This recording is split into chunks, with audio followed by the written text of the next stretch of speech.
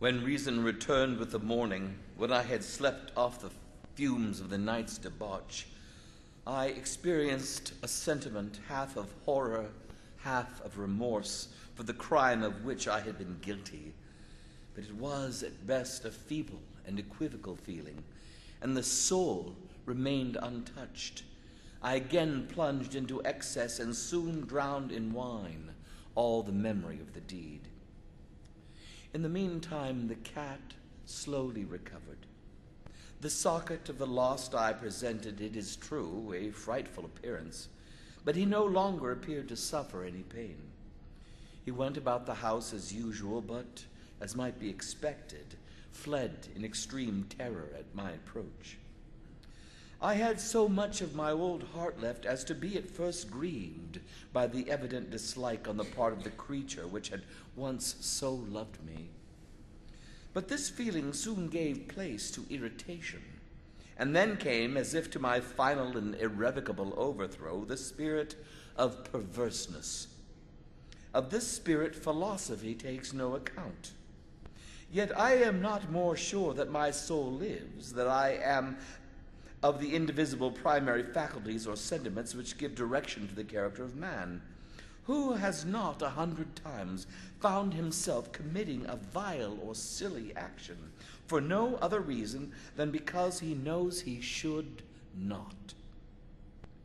Had we not a perpetual inclination in the teeth of our best judgment to violate that which is law, merely because we understand it to be such? This spirit of perverseness, I say, came to my final overthrow.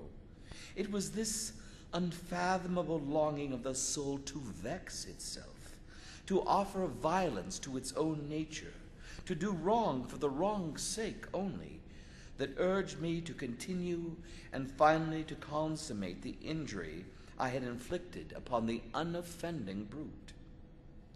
One morning, in cool blood, I slipped a noose about its neck and hung it on the limb of a tree, hung it with the tears streaming down my eyes and with the bitterest remorse in my heart, hung it because I knew that it had loved me and because I felt it had given me no reason for offense, hung it because I knew that in doing so I was committing a sin, a deadly sin that would so jeopardize my immortal soul as to place it, if such a thing were possible, even beyond the infinite mercy of the most merciful and most terrible God.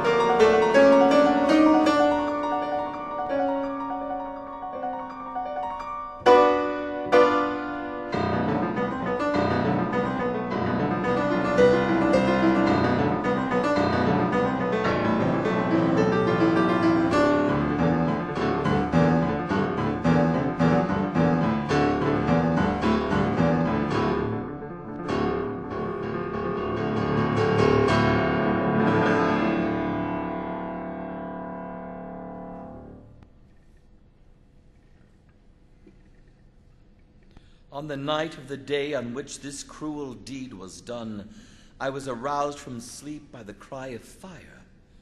The curtains of my bed were in flames. The whole house was blazing. It was with great difficulty that my wife, a servant, and myself made our escape from the conflagration. The destruction was complete.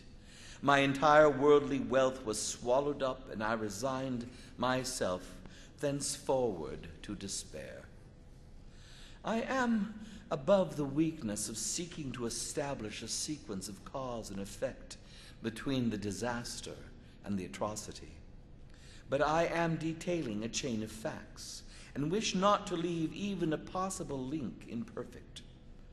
On the day succeeding the fire, I visited the ruins. The walls, with one exception, had fallen in.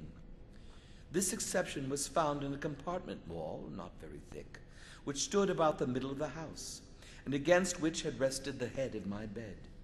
The plastering had there, in great measure, resisted the action of the fire, a fact which I attributed to its having been recently spread. About this wall a dense crowd were collected, and many persons seemed to be examining a particular portion of it with very minute and eager attention. The words strange, singular, and other similar expressions excited my curiosity. I approached and saw, as if graven in bas-relief upon the white surface, the figure of a gigantic cat. The impression was given with an accuracy truly marvelous. There was a rope about the animal's neck.